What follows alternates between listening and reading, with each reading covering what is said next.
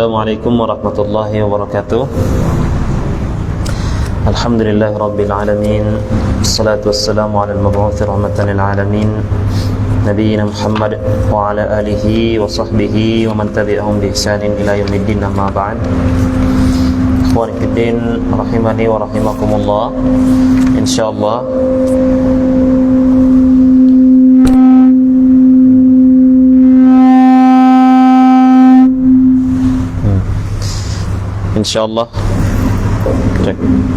Insyaallah pada kenapa itu?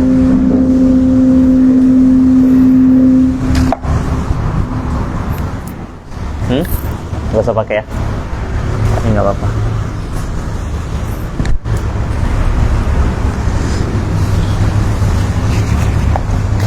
Insyaallah pada sore hari ini kita lanjutkan kembali pelajaran kita membahas sunnah-sunnah Nabi SAW dalam sehari semalam. Kita telah melalui pelajaran tentang sunnah-sunnah yang ada di dalam solat, ya, mulai dari awal solat ketika takbiratul ihram hingga salam, maka di dalamnya terdapat banyak sunnah. Sekali lagi, sunnah dalam pengertian amalan yang tidak wajib, ya, amalan yang tidak wajib. Karena itu pembahasan kita berkisar pada hal-hal yang bersifat sunnah, bukan hal-hal yang bersifat wajib, ya. Setelah itu di buku panduan ini dibahas tentang beberapa zikir-zikir yang disyariatkan setelah salam, yaitu zikir pada sholat 5 waktu setelah salam. Demikian pula setelah itu ada pembahasan tentang zikir-zikir pagi dan zikir-zikir petang. Ya, tapi saya timbang-timbang sepertinya tidak perlu mungkin kita bahas secara khusus, karena antum sudah punya panduan sendiri, ya, punya panduan sendiri tentang zikir-zikir setelah sholat dari buku-buku saku yang mungkin sudah dimiliki. Jadi mungkin itu cukup sebagai tuntunan. Demikian pula zikir pagi dan zikir petang. Baik. Kita langsung saja masuk pada pembahasan berikutnya pada halaman 132 dari buku panduan kita dengan judul Salisan Waktu Duha. Pembahasan yang ketiga yaitu waktu duha. Ya, berarti kita sudah melewati 2 waktu dari buku ini, yaitu waktu sebelum fajar dan waktu fajar, ya, yaitu waktu subuh. Setelah waktu tersebut berlalu, maka memasuki waktu duha.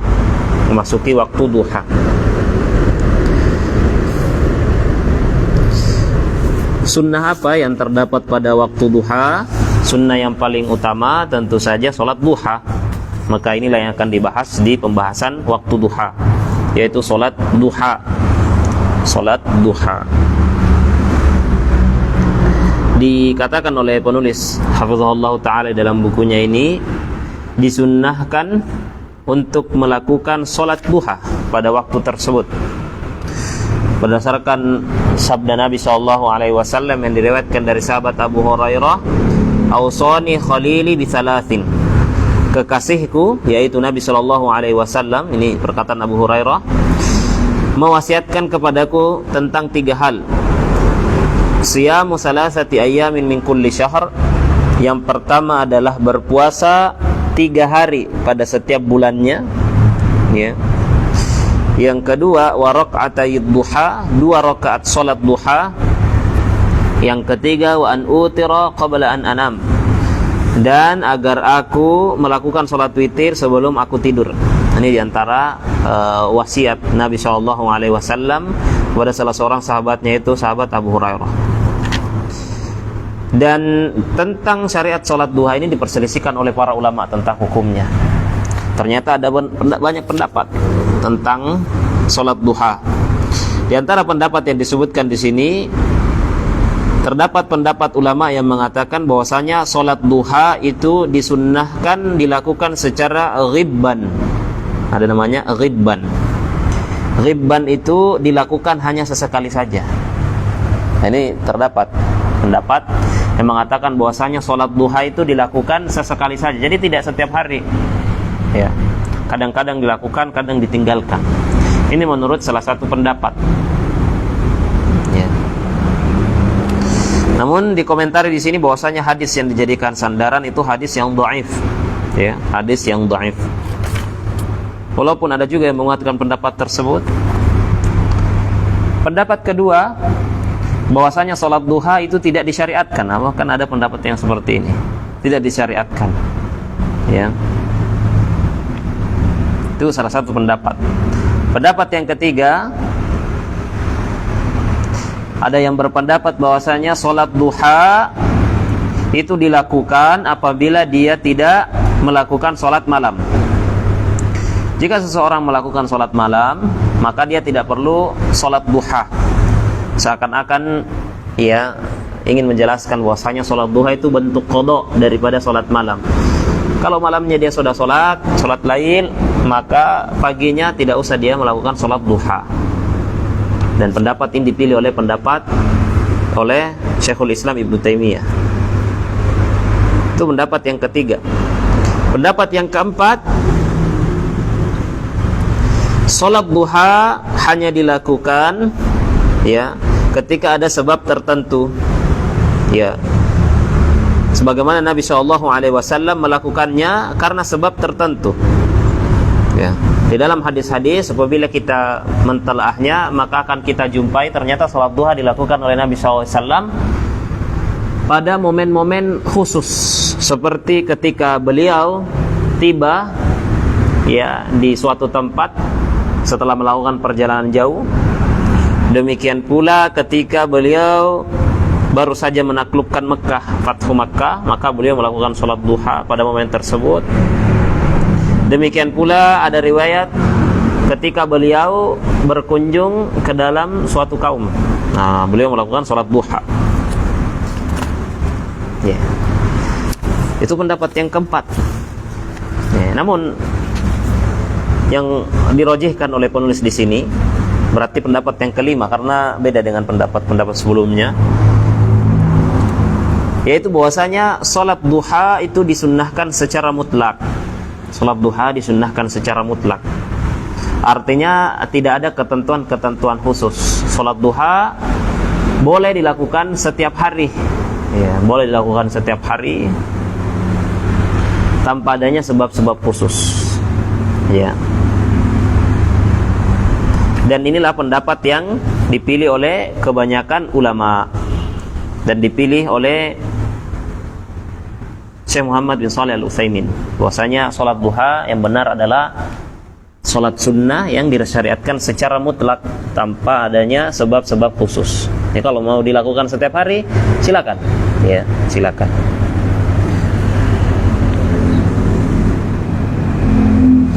Dan ini berdasarkan berbagai hadis, ya, diantaranya hadis yang tadi kita bacakan tentang wasiat Nabi SAW kepada Abu Hurairah. Salah satunya Nabi menyebutkan bahwasanya Nabi mewasiatkan agar Abu Hurairah melakukan sholat duha minimal 2 rakaat sholat duha. Artinya ini secara mutlak tanpa ada ketentuan khusus apakah dilakukan sesekali saja. Berarti bisa dilakukan setiap hari. Bisa dilakukan setiap hari. Di antara hadis lain yang menunjukkan akan hal tersebut adalah hadis yang diriwayatkan dari sahabat Abu Dzar dari Nabi SAW. Beliau mengatakan, yusbihu ala kulli sulama min ahadikum shadaqah. Ketika memasuki waktu pagi, maka ya setiap persendian itu butuh dengan sedekah. Iya, butuh dengan sedekah. Setiap tasbih adalah sedekah. Setiap tahmid dihitung sebagai sedekah. Setiap tahlil dihitung sebagai sedekah. Setiap takbir dihitung sebagai sedekah. Amar ma'ruf dihitung sedekah. Ya, nahi mungkar juga dihitung sedekah. Ya.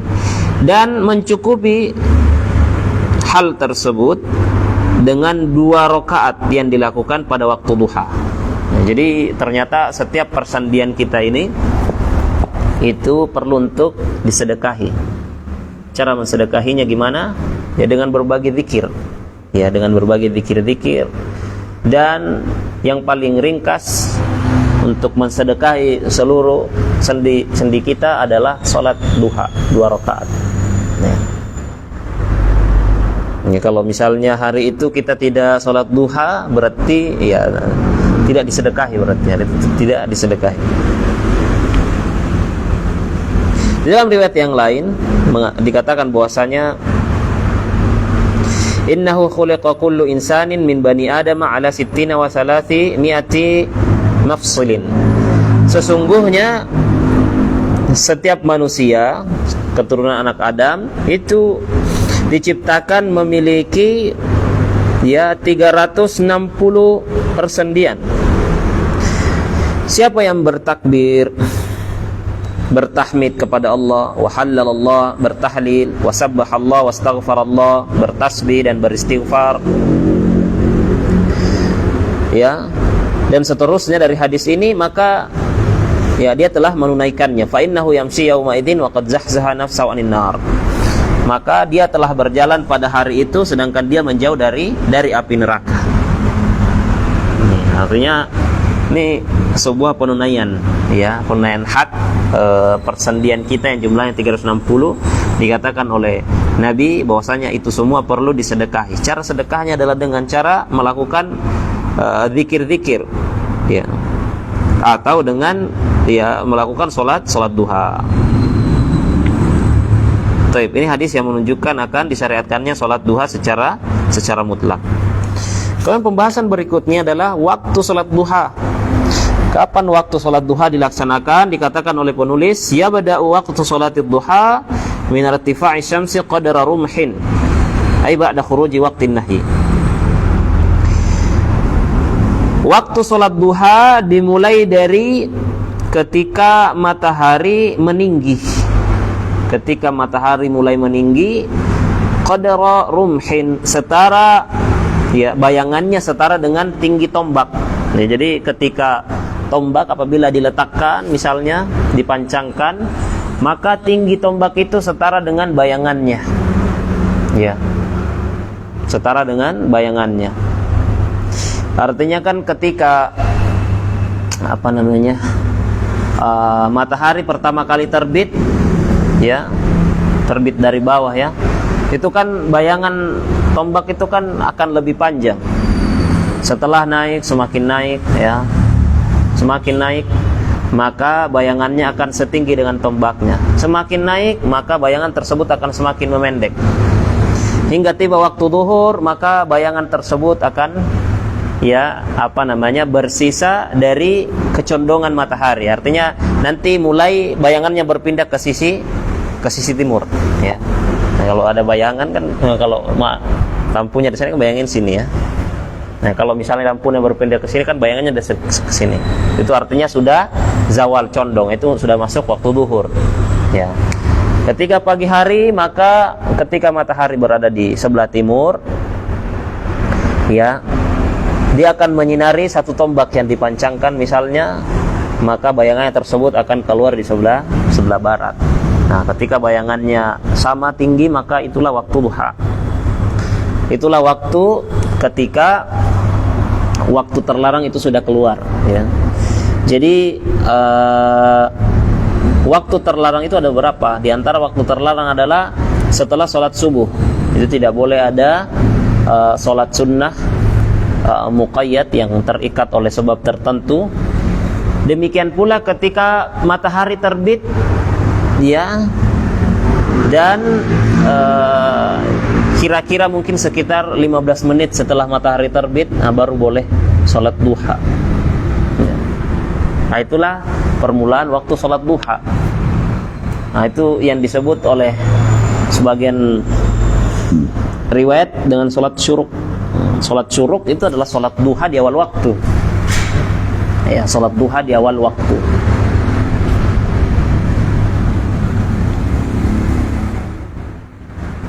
Jadi pokoknya setelah waktu terlarang itu sudah selesai di pagi hari, ya kurang lebih 15 menit setelah syuruk, ya, maka waktu permulaan sholat duha itu sudah masuk.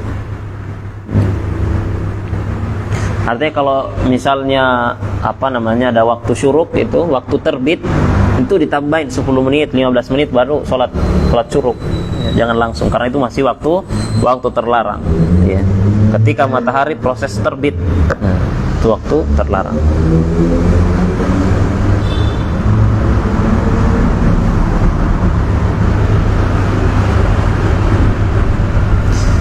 Itu permulaannya. Akhirnya kapan? Dikatakan oleh penulis di sini qubailiz zawal. Ya, qubailaz zawal. Sesaat sebelum matahari condong. Ya. Mulai condong. Artinya qabla dukhuli waqti zuhri. Sebelum masuknya waktu zuhur bi 10 daqaiqi takriban. Kira-kira 10 menit sebelum waktu zuhur. Ya. Jadi kalau misalnya waktu zuhur sekarang jam berapa sekarang waktu zuhur? Jam 12 kurang 5 gitu. Ya berarti kira-kira kurang 15 atau setengah 12 lah. Itu waktu berakhirnya sholat duha. Jadi ternyata boleh sholat duha setengah 12, boleh jam 11 ya. Tak mesti jam 8, jam 9 ya. Tak mesti. Yang penting belum masuk waktu zuhur. Ya artinya kalau sebelum waktu zuhur kan proses meninggi di atas. Sebelumnya lagi. Karena kalau sudah condong dari atas berarti itu sudah masuk waktu zuhur. Berarti sebelum waktu zuhur dan sebelum dia itu berada di atas kepala kita.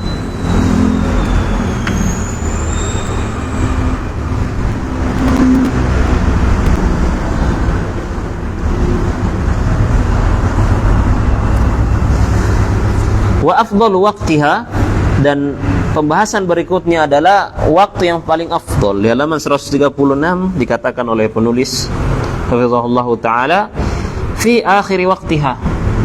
Waktu yang paling afdal dari salat duha adalah di akhir waktu. Jadi malah diakhirkan, itu yang paling afdal. Salatnya jam-jam 11. Nah, kalau di sekarang ya setengah 12, itu malah yang paling afdal tuh. Paling afdal.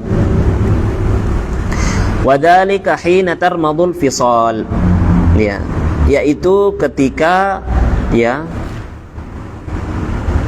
tarmadul fisal, ya, tapak kaki anak-anak unta itu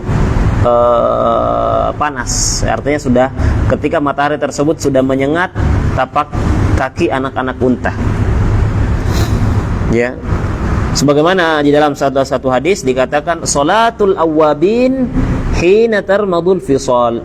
Salatnya orang-orang awwabin, yaitu orang-orang yang bertaubat kembali kepada Allah Subhanahu wa taala. Ini istilah untuk salat duha. Ya, ini julukan untuk salat duha. Salatnya awwabin, salatul awwabin. Salatnya orang-orang yang bertaubat kembali kepada Allah. Yaitu tarmadul fisal. Ketika tapak-tapak kaki anak unta itu, atau ketika matahari menyengat tapak kaki anak-anak unta. Dikatakan oleh Syekh bin Baz, yang dimaksud dengan tarmadu ay yashtaddu alai harrus syams, yaitu ketika panas matahari itu sudah mulai menyengat. Ya. Wal fisal, yang dimaksud dengan fisal adalah anak-anak unta. Kapan itu? Ketika matahari sudah mulai menyengat, ya, kaki anak-anak unta. Wahia minas shalawatil lati fa'alaha ya akhiral waqti afdal. Salat duha itu termasuk salat yang afdalnya itu dilakukan di akhir waktu. Kalau pagi kan belum panas ya. Nah, semakin naik semakin panas tuh. Semakin naik semakin panas. Berarti itu yang afdal, kata Syekh bin Baz. Demikian pula berkata Syekh Utsaimin, yang dimaksud dengan tarmadu ay taqu min shiddati harrir ramdha. Wa hadha yakunu ya qubaila az-zawali bi nahwi 10 daqaiq. Lebih jelas dikatakan oleh Syekh Utsaimin, kapan itu tarmadul fisal, yaitu sebelum waktu zawal, sebelum masuknya waktu zuhur kira-kira 10 menit. Nah, itu tadi. Kalau sekarang ya jam 12 kurang 10, 15. Setengah 12 lah, setengah 12. Baik. Itu waktu yang paling afdal. Jadi waktunya bermula dari kira-kira 10 sampai 15 menit setelah terbit matahari hingga 10 sampai 15 menit sebelum masuk waktu zuhur. Nah, itu panjang sekali waktu salat duha. Ya, sebenarnya ringan saja, tapi ya kadang-kadang begitulah ya, sulit untuk dilakukan karena lupa, luput, atau malas. Pembahasan berikutnya, keutamaan salat duha. Yang pertama, salat duha ini merupakan wasiat Nabi SAW kepada sebagian sahabatnya, diantaranya Abu Hurairah, Abu Darda, Abu Dzar. Dan apabila Nabi SAW mewasiatkan sesuatu kepada ya sahabatnya, itu artinya wasiat tersebut juga berlaku untuk seluruh kaum muslimin. Bukan berarti itu pesan khusus kepada Abu Hurairah kemudian yang lainnya tidak, bukan seperti itu. Ketika beliau berpesan kepada Abu Hurairah, itu artinya beliau juga berpesan kepada seluruh umatnya. Kecuali kalau ada dalil yang secara khusus ya mengatakan bahwasanya ini khusus untuk Abu Hurairah, tapi tidak. Yang kedua, di antara keutamaan salat duha, annaha ta'dilu 360 shadaqah. Ya. Salat duha itu setara dengan 360 sedekah. 360 kali sedekah.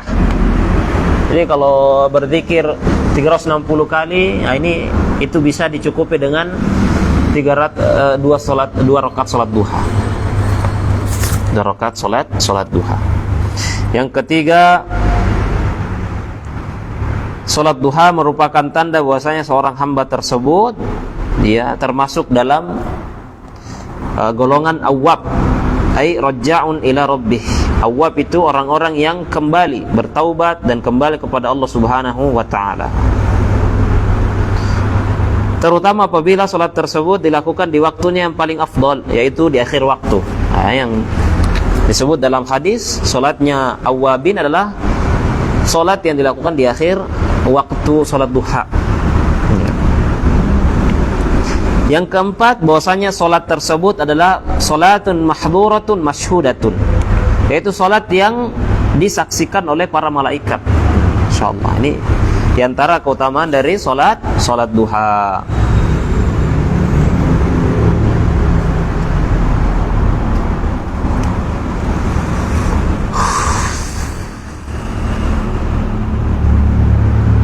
Baik. Pembahasan berikutnya di halaman 139, jumlah rakaat salat duha.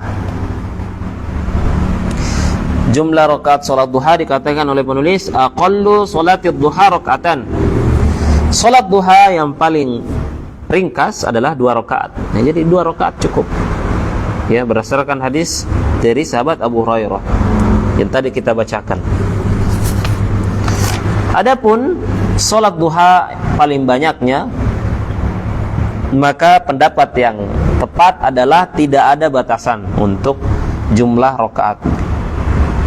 Berbeda dengan sebagian pendapat yang membatasi 8 rakaat ya, atau 12 rakaat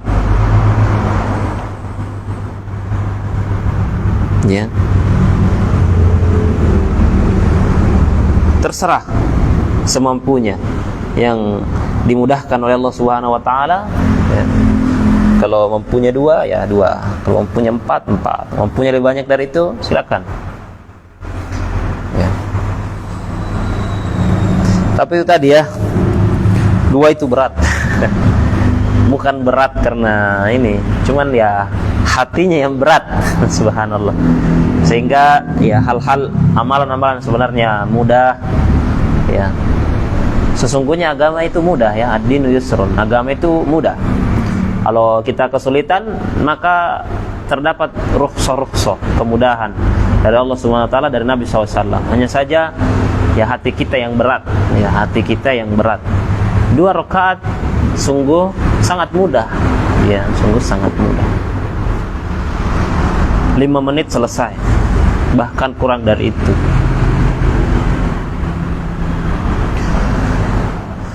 Allahul musta'an. Tapi itu beberapa pembahasan tentang sholat duha. Itu satu-satunya amalan yang disebutkan di sini dilakukan di waktu duha. Ya cuman itu amalan yang secara khusus ada di waktu duha. Berikutnya amalan di waktu duhur. Pembahasan yang keempat, waktu duhur. Ada beberapa amalan yang bisa dilakukan di waktu duhur. Amalan pertama, salat sunnat az-zuhri qabliyah wal ba'diyah. Salat sunnah zuhur sebelum dan sesudah salat zuhur. Salat zuhur enggak dibahas karena amalan wajib. Lagi-lagi pembahasan kita adalah amalan sunnah. Maka di antara salat sunnah adalah salat sunnah rawatib sebelum zuhur dan setelah zuhur. Sudah berlalu pembahasan kita tentang salat sunnah rawatib. Sudah pernah kita bahas di pembahasan salat fajar atau salat sunnah sebelum subuh, qabliyah subuh. Di sana disebutkan bahwasanya salat qabliyah zuhur ya disyariatkan. Ada riwayat yang mengatakan 2 rakaat, ada yang mengatakan 4 rakaat. Ya. Karena itu salat rawatib terdapat riwayat mengatakan 10 rakaat, terdapat riwayat mengatakan 12 rakaat. Perbedaannya ada di sebelum zuhur, ya. Riwayat 10 rakaat berarti 2 rakaat sebelum zuhur. Riwayat 12 rakaat berarti 4 rakaat sebelum zuhur. Ya. Yaitu hadis dari sahabat Aisyah dan Ummu Habibah. Demikian pula Ibnu Umar radhiyallahu anhum. Diriwayatkan dari sahabat Ummu Habibah, beliau berkata, aku mendengar Nabi SAW bersabda, man shalla 4 raka'atin qabla adh-dhuhri wa 4 ba'daha harramallahu 'alayhi an-nar. Ya. Ada hadis juga bahkan yang mengatakan 4 rakaat setelah zuhur. Ya. Barang siapa yang salat 4 rakaat sebelum zuhur, 4 rakaat setelah zuhur, maka Allah Subhanahu wa taala akan haramkan baginya neraka. Tapi ya, sanadnya dhaif.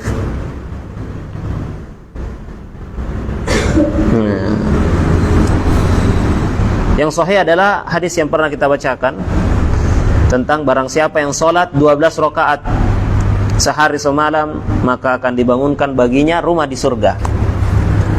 Ini 12 rakaat salat rawatib, ya. 4 rakaat sebelum zuhur, 2 rakaat setelah zuhur, 2 rakaat setelah maghrib, 2 rakaat setelah isya, dan 2 rakaat sebelum subuh. 14, 12.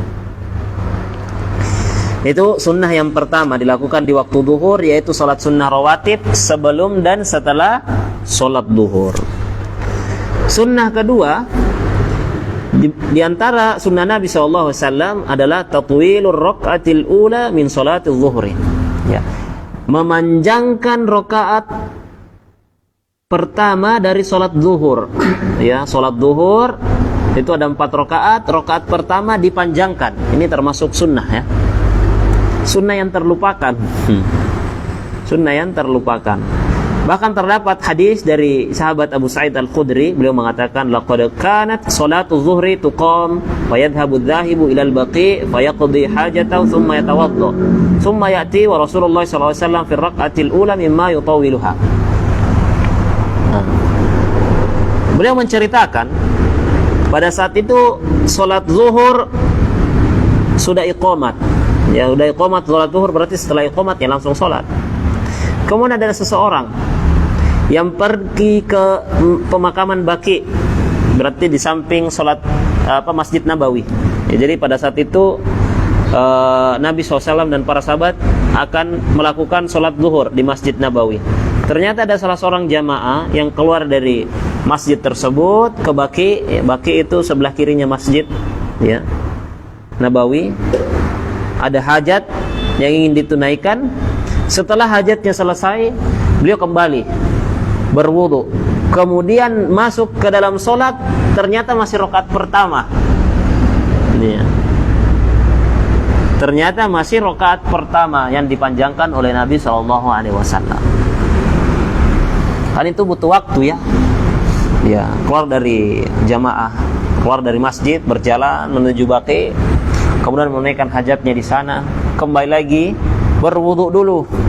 Nah, ya sudah, harusnya ketinggalan mungkin sampai selesai. Ternyata Nabi SAW itu masih sholat di rakaat pertama. Kalau kita, kalau wudu komat, ya sudah nggak dapat itu rakaat pertama tuh, nggak dapat.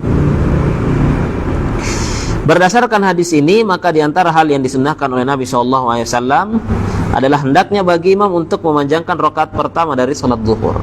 Ini sunnahnya nih. Ya, tapi lagi-lagi ya, ketika kita mengamalkan sunnah kita perlu melihat ya, kita perlu bijak ya, melihat hal-hal yang sudah berjalan di tengah kaum muslimin di tempat tersebut. Jangan sampai karena ada niat ini mengamalkan sunnah, maka malah dijauhi oleh masyarakat. Ini saya panjangkan ini Pak sholatnya, dia baca 2 lembar misalnya, tapi masyarakat kan nggak tahu ya yang dibaca karena kan diam ya, kok panjang banget, apa imamnya ini tidur kan begitu. Nah, tapi kalau misalnya di wisma atau kita sholat sendiri ya, mungkin bisa. Kadang-kadang pernah diamalkan ini ya, an-naba lah misalnya, lumayan an-naba. Biasanya kan kalau kita sholat zuhur ya paling surat At-Takasur Takasur atau Al-Asr, Al-Kautsar kan gitu-gitu ya, karena nggak kedengeran. Nah, bisa sesekali dibuat panjang rakaat pertama tersebut. Demikian pula ketika sholat munfarid, ini bisa dilakukan sunnah ini. Demikian pula ketika seorang perempuan sholat di rumahnya, itu dilakukan perempuan. Kata penulis, wahadihi minas sunanil mundathirah, dan ini termasuk sunnah yang terlupakan. Jarang yang mengamalkan hal ini karena terlihat aneh juga ya, panjang sekali rakaat pertama, rakaat kedua, 3, 4 biasa saja.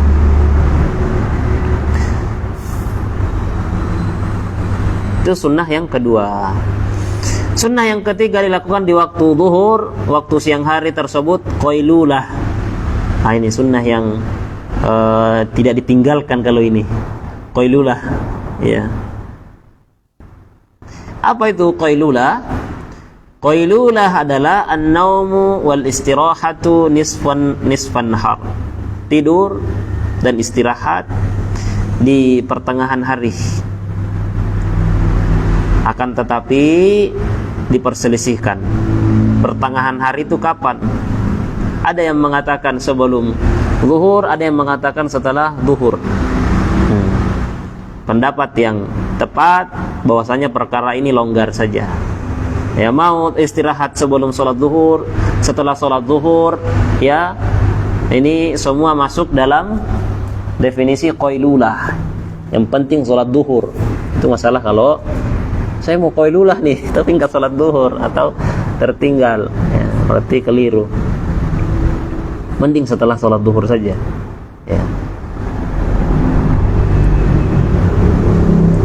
Hanya saja diperselisihkan akan status apakah sunnah sehingga berpahala atau tidak.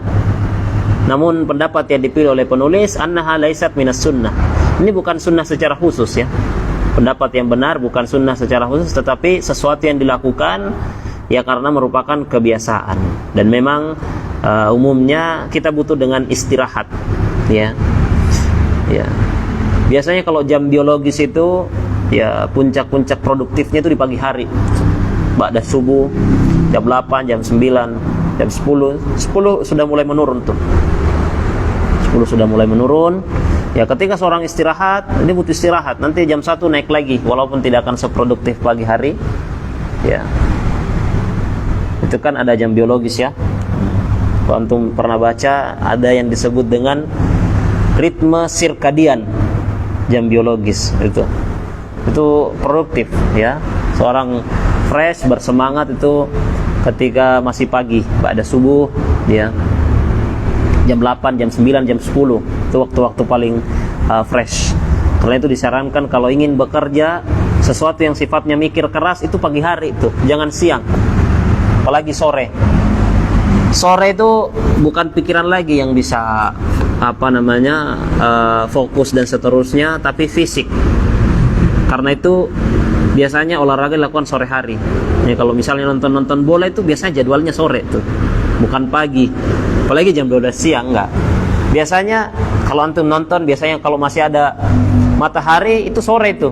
Nanti babak kedua udah gelap itu karena udah malam. Biasanya memang yang paling bagus itu sore, jam-jam 5 itu bagus berolahraga. Nah, kalau Liga Indonesia pasti sore ya kan. Nah, kalau Liga Inggris kita nontonnya malam karena di sana baru sore.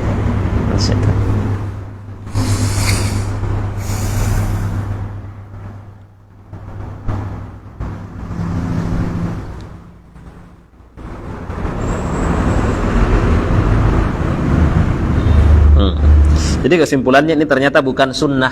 Artinya ketika kita melakukan qailula ini apa namanya dianjurkan mendapatkan pahala. Ya, ternyata ini hanya sebuah kebiasaan yang dilakukan oleh Nabi gitu. Hanya sebuah kebiasaan yang dilakukan oleh Nabi. Ya, tetapi ini sesuatu yang bagus ya. Demi untuk merefresh kembali tenaga, pikiran ya. Siapa yang ingin istirahat pada waktu siang hari, maka letakkan di pertengahan hari. Jangan jam 9 pagi, jangan jam 4 sore. Ya, kalau jam 9 pagi itu waktu produktif sayang kalau tidur. Walaupun itu jam-jam tanggung, yang entah kenapa kalau kita kerja itu biasanya kalau kuliah jam 8, jam 9 ngantuk. Jam 3, jam 4 ya. Jam-jam segini kita tidur, biasanya bangun-bangunnya tuh perasaan gak enak, ya kan? Kayak merasa saya kayaknya orang paling sedih di dunia ini. Ada perasaan-perasaan gitu. Itu apa namanya ya? Saya nggak tahu apa cuman saya atau antum juga. Kayak bangun itu kayak melankolis. Perasaan gak enak, kayak sedih begitu. Nah, memang bukan waktu yang tepat untuk tidur di jam tersebut. Kalau mau tidur di siang hari.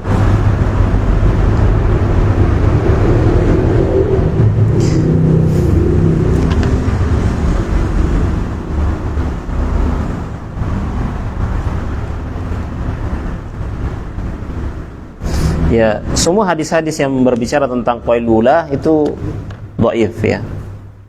Ada hadis yang mengatakan qilu fa inna syayatin la taqil.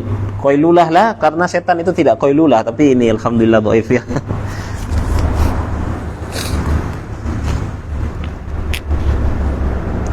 Yang keempat, yusannu inda shiddatil harri ta'khiru salatil zuhri hatta yankasira al-harru. Sunnah yang keempat yang bisa dilakukan di waktu siang hari adalah mengakhirkan sholat zuhur ya ketika panasnya sangat terik. Ini salah satu sunnah nih yang jarang kita lakukan nih ya. Nabi SAW bersabda, "Idza ishtaddal harru abridu bis shalah, fa inna shiddatal harri min fayhi jahannam." Apabila panasnya sangat menyengat, ya sangat terik, maka tunggulah hingga panas mulai turun untuk melakukan salat zuhur.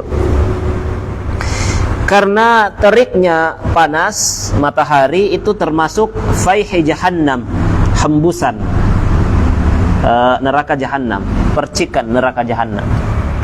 Ya.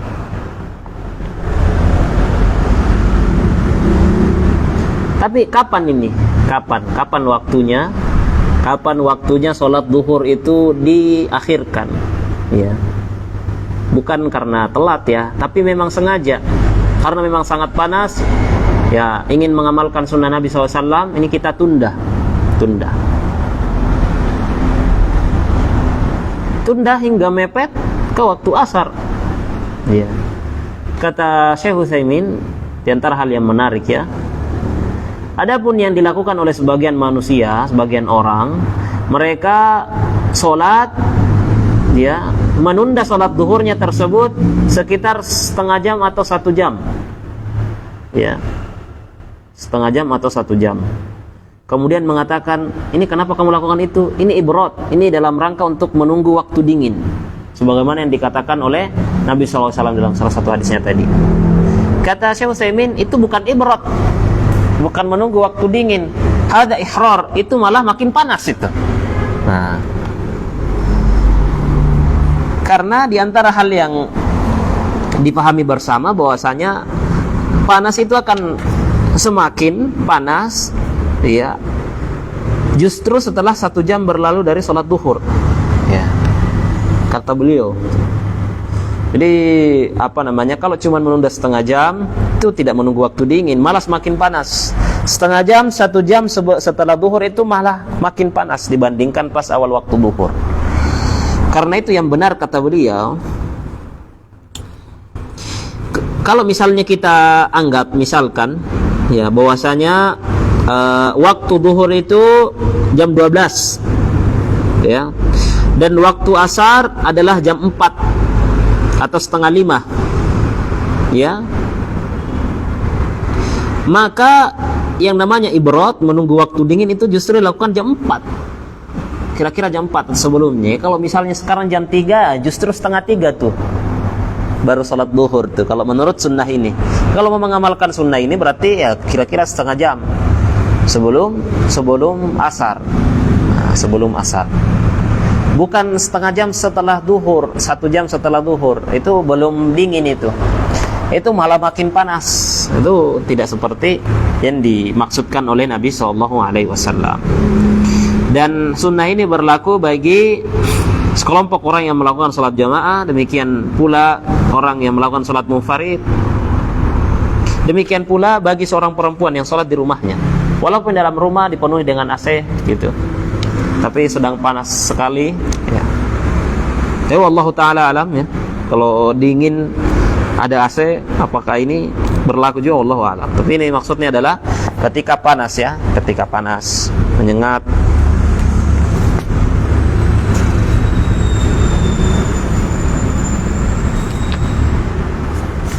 Satu lagi, ya, tadi kita telat. Waktu asar. Ada apa di waktu asar? Apa amalan sunnah yang dilakukan di waktu asar?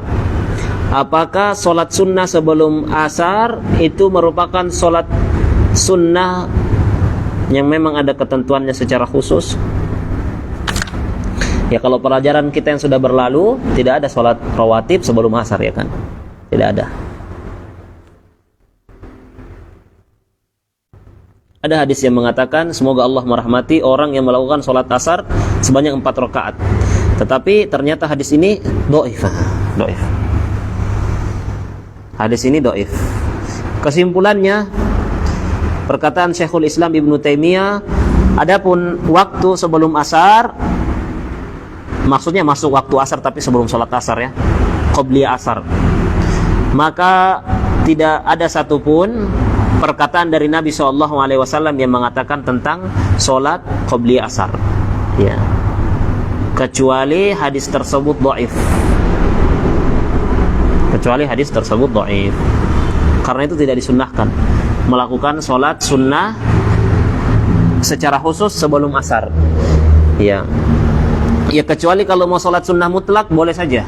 Sholat sunnah mutlak, ya, boleh saja dilakukan kapanpun, yang penting bukan di waktu terlarang.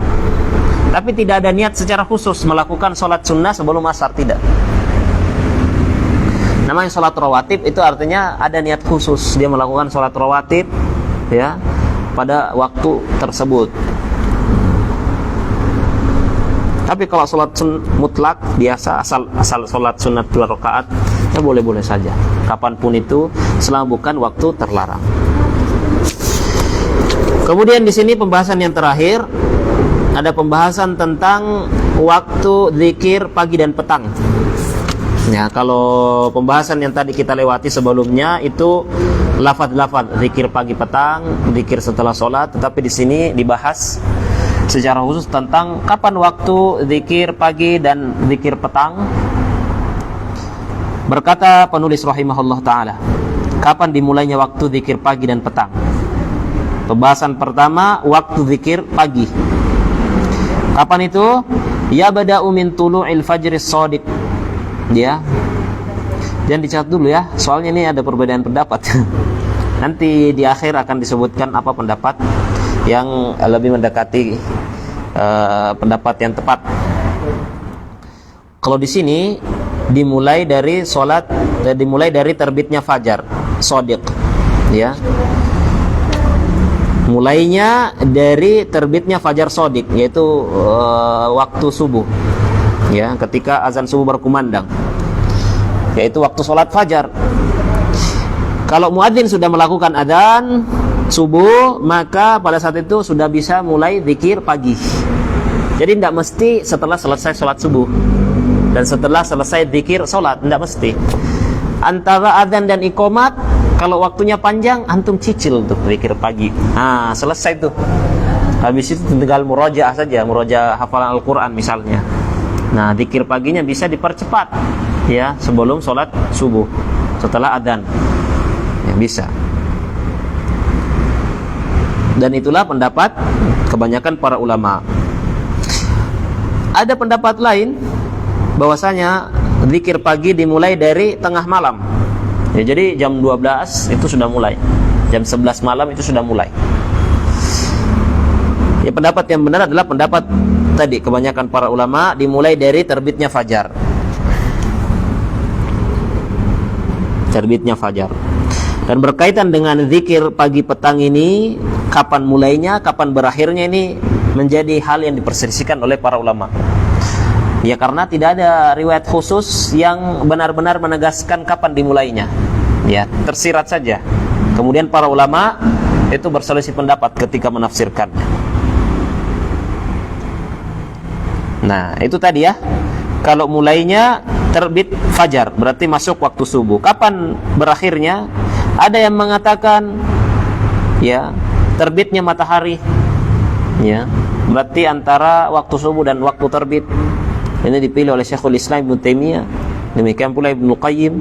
Ada yang mengatakan tenggelamnya matahari, berarti sepanjang hari tersebut boleh zikir pagi. Dipilih oleh Ibnul Jazari dan Asy-Syaukani. Pendapat yang lebih mendekati adalah pendapat pertama, ya, yaitu berakhirnya ketika matahari terbit. Ya, jadi kesimpulannya waktu zikir pagi adalah ketika masuk waktu subuh hingga terbit matahari. Nah, itu berapa jam itu? Ya, lama ya, 2 jam mungkin. Lama. Akan tetapi tidak mengapa, tidak masalah kalau ingin dibaca setelah terbit matahari. Ya, jam-jam 8, jam-jam 9 tidak apa-apa, daripada enggak misalnya. Terutama misalnya kalau ada udzur, ya, sibuk misalnya, sehingga enggak sempat membaca, ya. Ya. Sebagaimana setelah terbit matahari, ya, sebenarnya juga dinamakan pagi, zikir pagi, tetap masuk waktu pagi. Ya.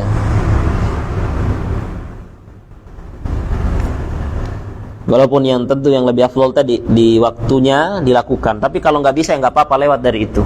Itu zikir pagi ya. Jadi waktunya zikir pagi adalah masuk waktu fajar hingga terbit matahari. Yang kedua, waktu zikir petang. Ini diperselisihkan juga oleh para ulama tentang kapan mulainya. Demikian pula kapan akhirnya. Ada yang mengatakan dimulai dari matahari condong ke barat. Artinya pertengahan siang itu sudah bisa zikir petang. Setelah waktu duhur, masuk waktu duhur, sudah bisa zikir petang hingga matahari terbenam. Nah, ini berdasarkan fatwa Lajnah Daimah. Jadi ba'da duhur, asar itu udah boleh. Ada juga yang mengatakan setelah asar sampai terbenam matahari.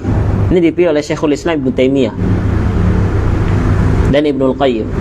Ada juga yang mengatakan ba'da ghurubis syamsi, setelah matahari terbenam, ya, dan berakhir ketika fajar terbit. Jadi sepanjang malam itu boleh zikir petang.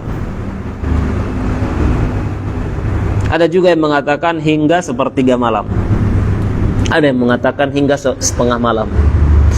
Dan pendapat yang lebih mendekati kebenaran, ini kesimpulannya ya, annahu yabda'u ba'dal asri ila ghurubis syams.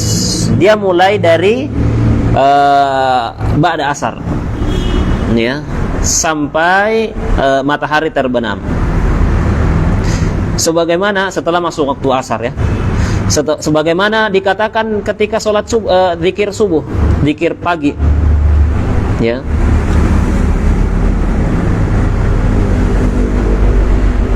Yaitu bahwasanya kalau misalnya nggak sempat, ya udah setelah maghrib nggak apa-apa. Setelah maghrib nggak apa-apa. Nah, ada perkataan yang bagus dari Ibnul Qayyim, ya.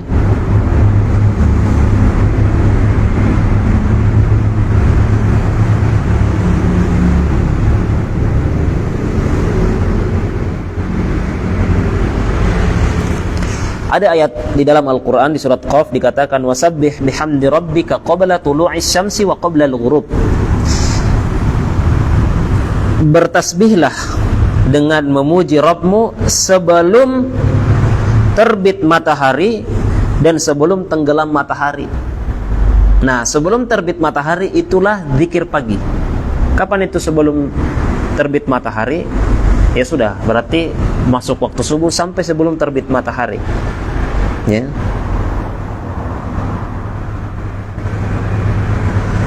Demikian pula zikir petang sebelum tenggelam, berarti waktu asar. Jadi diapit oleh solat dan terbit dan tenggelamnya matahari. Nah, ini kesimpulan yang sangat berfaedah dari Ibnul Qayyim, ya. Jadi zikir pagi itu dari sholat subuh, masuk sholat subuh sampai terbit matahari. Patokannya matahari, ya. Dan sholat sebelumnya. Zikir petang, patokannya tenggelam matahari. Apa sholat sebelumnya? Asar. Berarti dari asar sampai tenggelam matahari, ya. Itu waktu yang afdal, ya, menurut pendapat yang diambil oleh penulis. Tanpa kita menafikan adanya pendapat-pendapat lain yang menguatkan pendapatnya masing-masing, ya. Ya, kalau misalnya antum sudah berpegang teguh dengan salah satu pendapat yang sudah dipelajari selama ini, ya tidak masalah, tidak masalah. Ini kita menyampaikan apa yang dipilih oleh penulis di sini. Ala kulli hal, kalau terlewat ya sudah dilakukan setelah terbit zikir pagi tersebut, dan zikir petang dilakukan setelah tenggelam matahari atau setelah masuk waktu sholat maghrib. Demikian, ya.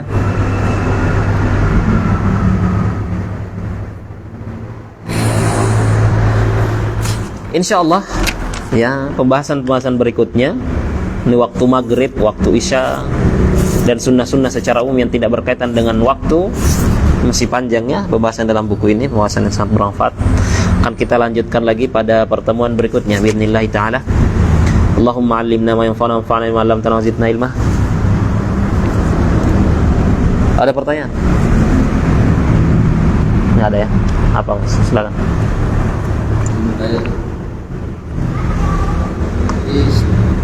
Jadi kita telah melaksanakan sholat subuh. Jadi kita sudah melaksanakan sholat.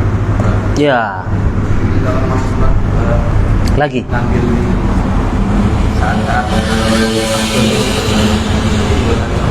Ya, boleh saja. Boleh saja.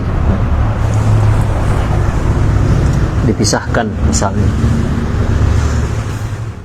Kalau sholat syuruk itu sholat duha di awal waktu, karena ada hadisnya juga secara khusus, ya.